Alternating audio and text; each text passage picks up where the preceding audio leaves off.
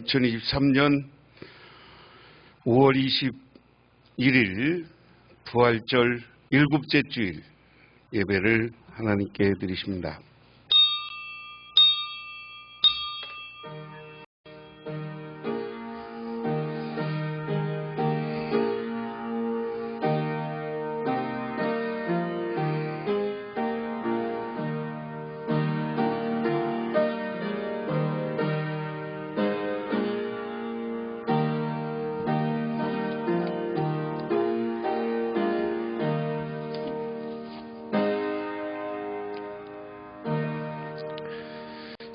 이스라엘아 들으라. 우리 하나님 여호와는 오직 유일한 여호와이시니 너는 마음을 다하고 뜻을 다하여 힘을 다하여 내 하나님 여호와를 사랑하라. 하나님,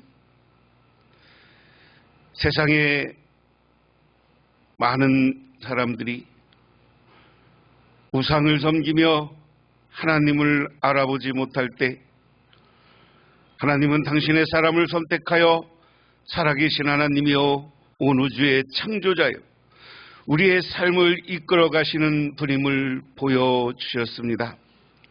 하나님, 그러하기에 저희들 오늘 주님께 나와 경배하며 찬양을 드립니다.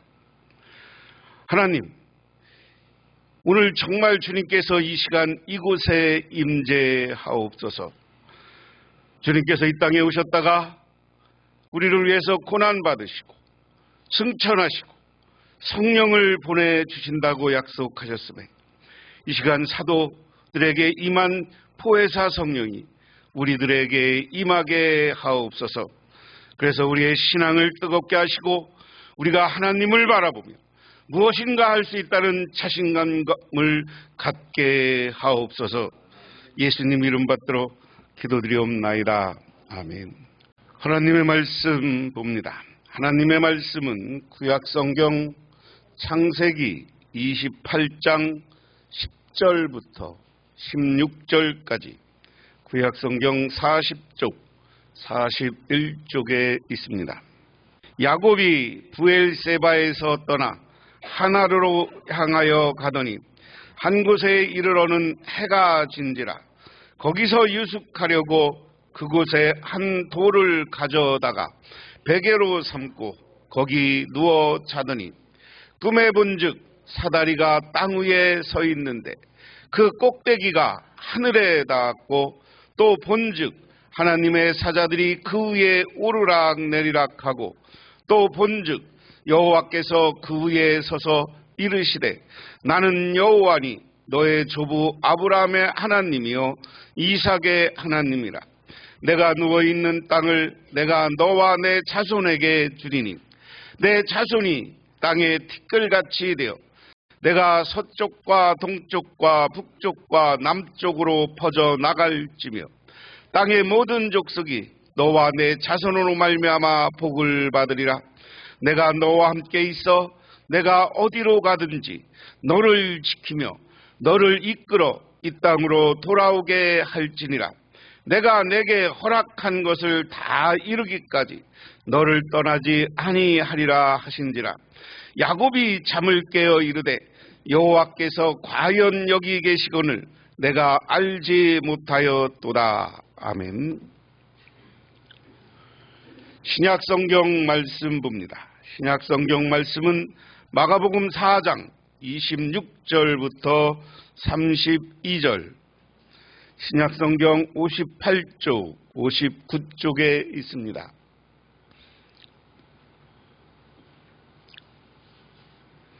이 말씀도 역시 다 같이 봉독합니다.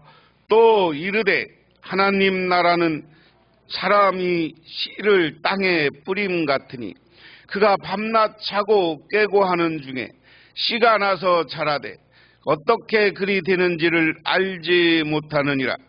땅이 스스로 열매를 맺듯 처음에는 싹이요 다음에는 이삭이요 그 다음에는 이삭의 충실한 곡식이라. 열매가 익으면 곧 낫을 내나니 이는 추수 때가 이르렀음이라. 또 이르시되 우리가 하나님의 나라를 어떻게 비교하여 또 무슨 비유로 나타낼까? 겨자씨 한 알과 같으니 땅이 심길 때에는 땅 위의 모든 씨보다 작은 것이로되 심기운에는 자라서 모든 풀보다 커지며 큰 가지를 내니 공중의 새들이 그 그늘에 깃들일 만큼 되느니라. 아멘. 어느 날 콜럼버스가 포르투갈 해변을 거닐다가 유럽에서는 볼 수 없는 열매를 발견했습니다. 그는 이 열매를 보면서 바다 건너에는 새로운 세계, 새로운 땅이 있으리라고 생각했습니다.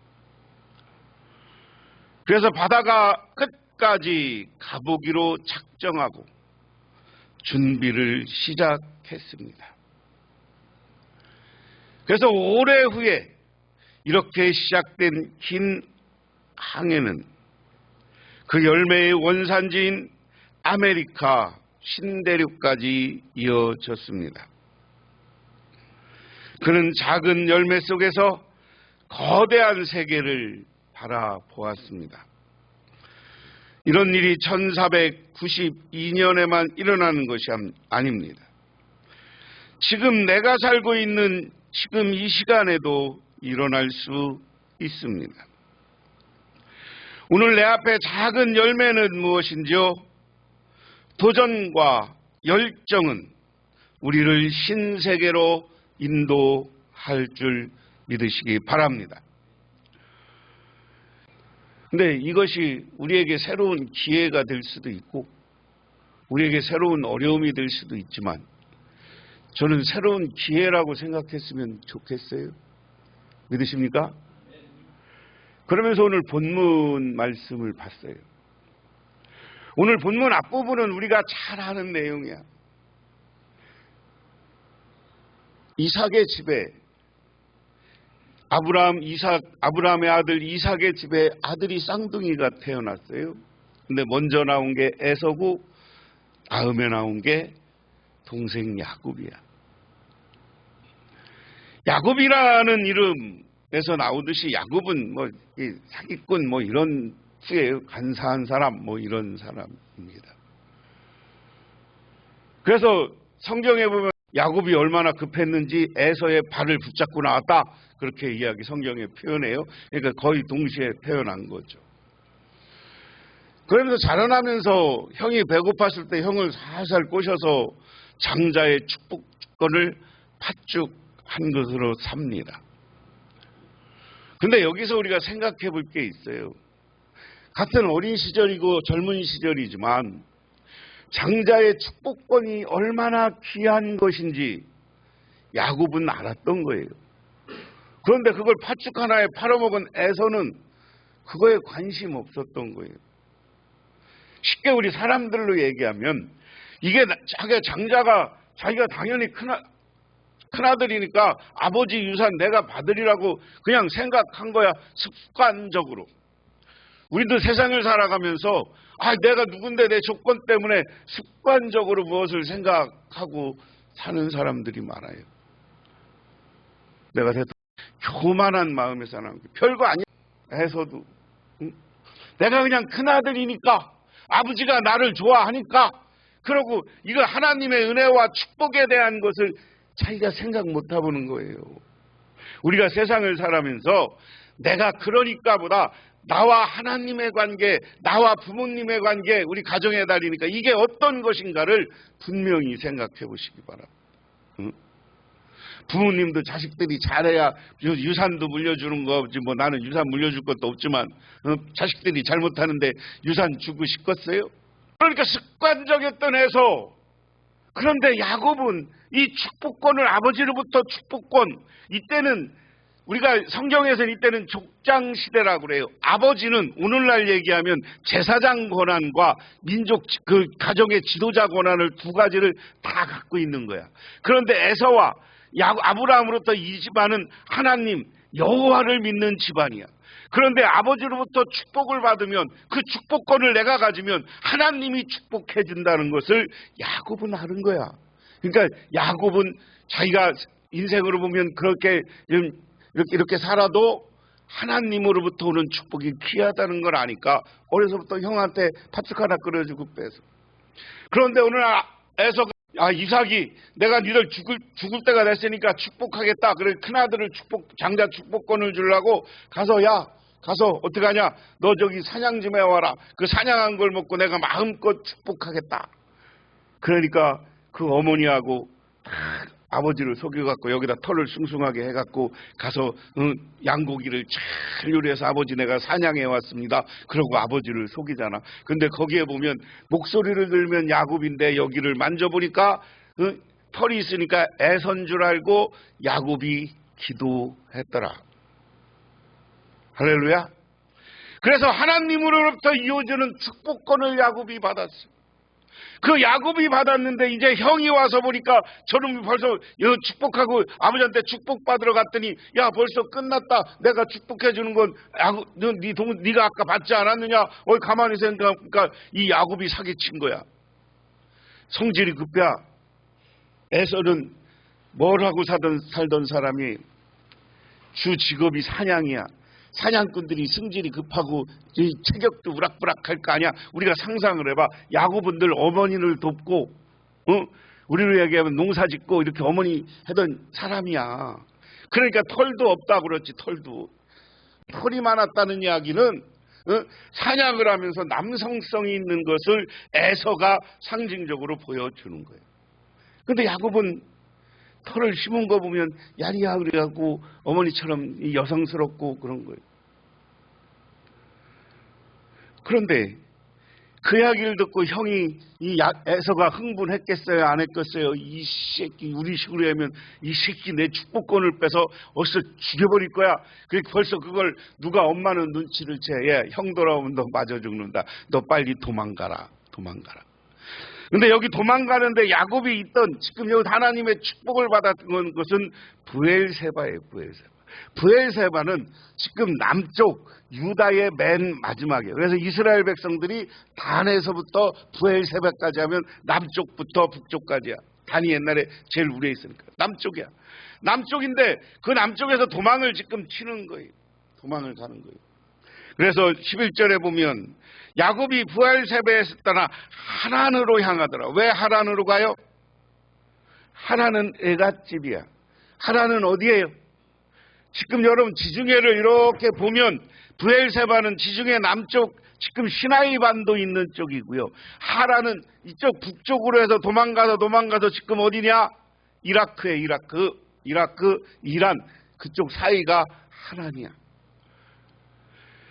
거기가 우리로 얘기하면 10,000km가 된다. 우리는 가다 보면 어떤 사람이 나타날지 모르고 어떤 짐승이 나타날지 모르고 사막이 있기도 하고 그리고 비옥한 곳도 있지만 이곳을 향해서 도망치는 야곱. 그런데 그 다음에 보니까 그 먼 곳 하루아침에 못 가잖아요.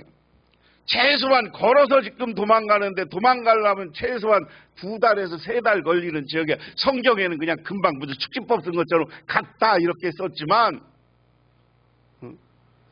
하루 이틀 가야 될 문제가 아니요. 걸어서 가려면 지금 그 옛날에 거기에는 상인들이 있어서 낙타 타고 말 타고 다녔는데 여기는 낙타도 없고 말도 없잖아.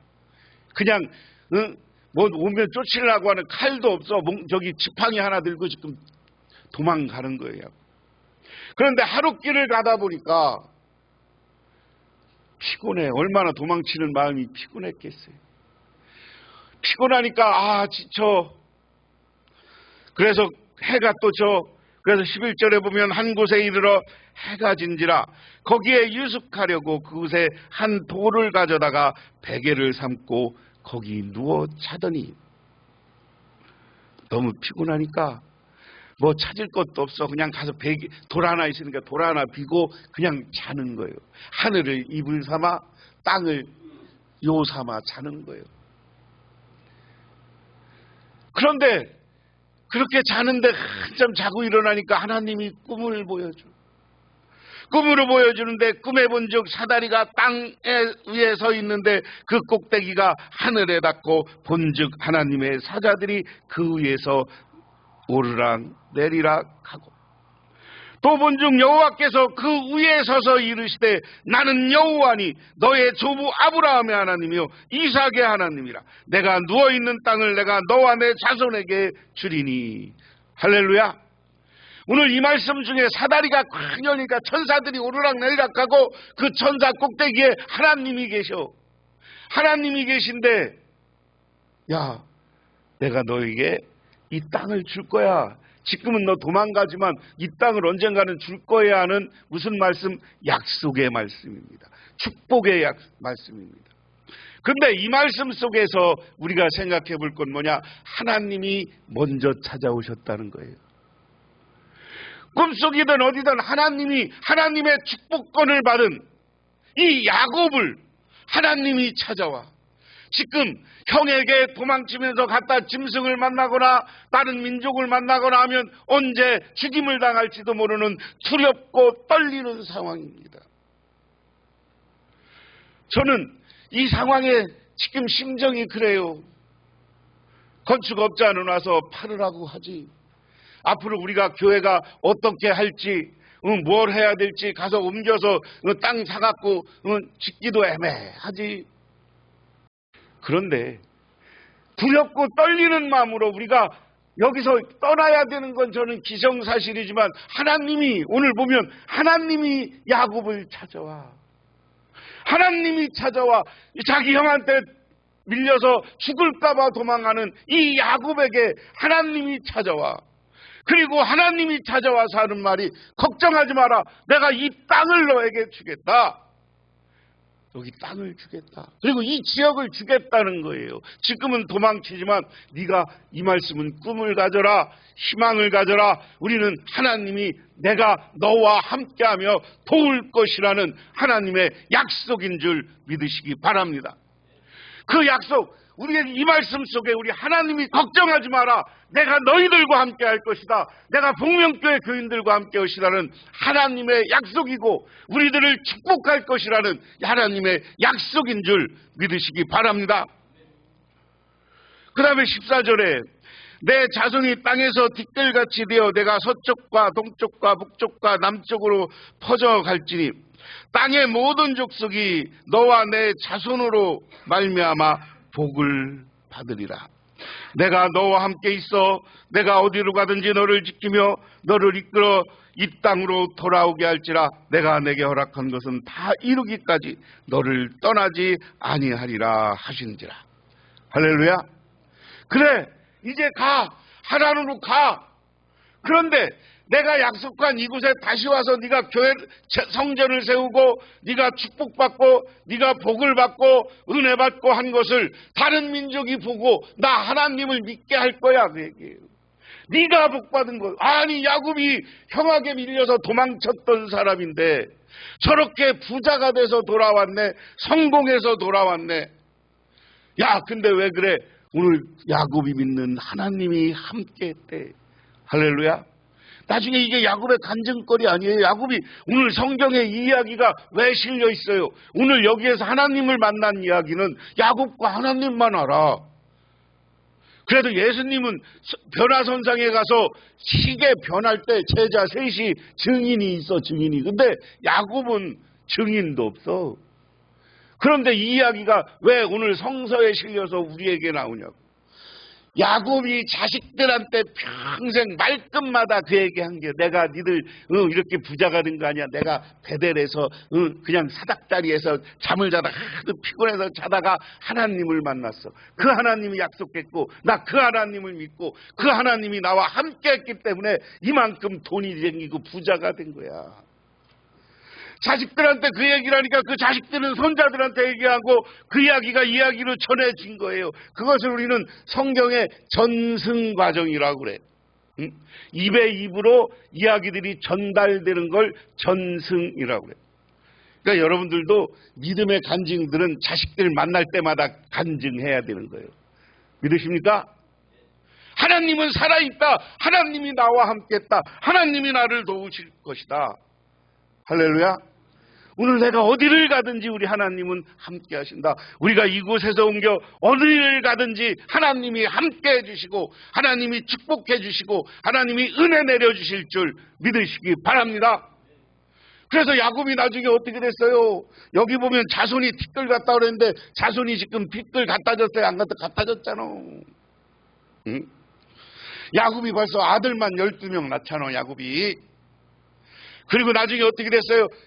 외삼촌 나반의 집에 가서 하나님은 도저히 있을 수 없는 유전 형질까지 변화시켜.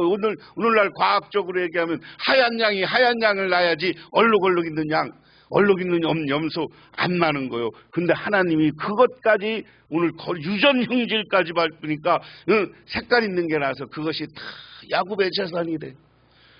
돌아올 때는 엄청난 재산을 가지고 돌아와게 됐는 줄 믿으시기 바랍니다. 그리고 여기 하나님을 사닥다리에서 만난 이곳에 오늘 가기 전에도 그 뒤에 부분은 안 읽었는데 야곱이 잠에 깨서 일어나자 돌을 가서 하나님께 먼저 예배드려. 돌아와서도 이곳이 하나님께 예배드리는 성전이 되었는 줄 믿으시기 바랍니다. 그래서 하나님이 우리 새롭게 하나님 앞에 우리는 새로운 거룩한 땅을 달라고 하나님을 만나는 땅을 달라고 기도하는 저와 여러분이 되시기를 주님의 이름으로 축원합니다. 그대로 우리가 기도로 준비할 때 하나님은 우리와 함께 하는 거예요. 제가 이 예화는 여러 번 말씀드렸는데 세계적인 명기우자 토스카니는 원래 첼로 연주자였습니다. 그런데 그는 불행하게도 아주 심한 근시여서 잘 보지 못해요. 그래서 토스카니는 관현악단의 일원으로 연주할 때마다 앞에 놓인 악보를 볼 수 없기 때문에 악보를 외웠어요. 때문에 미리 와서 외우고 나가. 그런데 한 번은 연주회 직전에 갑자기 지휘자가 병원에 입원해 됐어요. 근데 그 많은 단원 중에 곡을 전부 암기한 사람은 이 토스카니밖에 없어요. 그 사람이 나가서 잘 악보를 하니까 전체 외우고 지휘를 해. 그 위에 외워서 지휘를 하니까 얼마나 좋아요.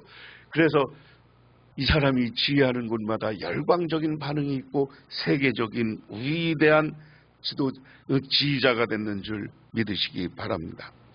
2002년 월드컵을 통해서 수많은 새로운 스타가 탄생했습니다. 독일 클로제, 포르투갈 파울레, 한국의 안정환 등 수를 헤아릴 수 없는 준비된 자들에게 늘 새로운 기회가 왔습니다. 미래를 준비하는 것은 더 아름다운 미래를 위하여 오늘을 투자하는 겁니다. 그래서 오늘 하나님 앞에 우리가 기도할 때 우리는 새로운 미래, 우리 교회 부흥된 미래를 바라보며 새로운 투자로 받아들이시기를 주님의 이름으로 축원합니다. 그러면서 오늘 신약성경 본문은 그 이야기에 오늘 두 가지가 하나님 나라의 비유인데 예수님이 이건 우리의 삶이기도 하고요. 우리 교회의 부흥 원리기도 한 거예요. 가르쳐준 거예요. 하나님 나라라는 것은 제가 수요일 날 뭐라고 그랬어요. 예수님은 이 땅에 하나님 나라를 건설하는데 예수님이 완성되는 것은 예수님이 재림하는 날 하나님의 통치가 이루어지는 거야. 그 전에는 죽은 영혼은 저 하나님 나라에 가 있고 우리 죽은 영혼들은 육체는 묻혀 있어. 그렇지만 우리가 미리 교회는 하나님 나라를 미리 만드는 곳이 교회다. 그래서 좀 어려운 신학적 용어로 선제적 하나님 나라 이렇게 이야기해요. 그래서 사실은 우리 교회가 하나님 나라 같아야 되는 거야. 근데 우리 교인들이 우리 교회가 하나님 나라 같이 못 만드는 건 우리가 아직 하나님의 사랑과 하나님 앞에 겸손하고 사랑이 없기 때문이야. 그렇기 때문에 여러분 우리 교회를 하나님 나라로 만들어 가시기를 바랍니다. 싸가지 없고 보기 싫어도 양보하고 그러려니 하고 그를 위해서 기도하고 그를 위해서 또 격려하다 보면 교회가 재밌는 거예요. 그러다 보면 교회가 하나님 나라가 성장해. 그것을 예수님은 오늘 무슨 예화로 얘기해요? 하나님 나라는 어떻게 비유할까? 세 번 읽으면 어떤 사람이 땅에 씨를 뿌려놓고 밤낮 자고 일어나고 하는 사이에 그 씨가 싹이 나고 자라며 그 사랑은 어떻게 그렇게 되는지 알지 못한다. 땅이 저절로 열매를 맺게 하는데 처음에는 싹이 내고 그 다음에는 이삭을 내고 그 다음에는 이삭이 알찬 열매를 낸다. 열매가 익으면 곧 낫을 된다. 추수 때가 왔기 때문이다. 할렐루야. 우리가요, 대추나무 제일 작은 거, 요만한 거 하나 갖고 와서 내가 심었는데 대추나무는 2, 3년 지나니까 이렇게 굵어지더라고요. 하나님이 우리 교회를 어떻게 할지 모르지만 새로운 거룩한 정서에 옮겨서 거기에서 하나님 나라의 씨앗이 나무가 크고 자라서 결실이 맺게 하는 것처럼 새로운 미래를, 새로운 부흥의 역사를 만들어줄 줄 믿으시기 바랍니다. 그 다음에 여기가 재밌는 거예요. 예수께서 또 말씀하셨다. 우리 하나님 나라는 어떻게 비길까? 또 무슨 비유로서 나타낼까? 겨자씨 같으니 그 땅에 심은 때는 세상에 있는 어떤 씨보다 더 작다. 그러나 심고 나면 자라서 풀보다 더 큰 가지를 뻗어 궁중의 새들이 그늘에 깃들 수 있게 된다. 할렐루야. 할렐루야. 오늘 우리가 유명한 겨자씨 비유 아니에요. 겨자씨 하나가 작은 게요. 이게 이제 겨자씨 중간쯤 이게 겨자씨 숲입니다. 또 그 다음에 이게 이제 겨자씨가 이스라엘에 제일 크게 자랐을 때 겨자씨 나무가 이거예요. 저렇게 큰 게. 그러니까 오늘 여기서는 이렇게 큰 거고 성지순례 가면 이 겨자나무가 요거라고 보여주는 게 사진에 찍힌 거예요. 근데 저기에 오늘 말씀처럼 뭐가 깃들어? 새가 깃들고 생명체가 깃든다.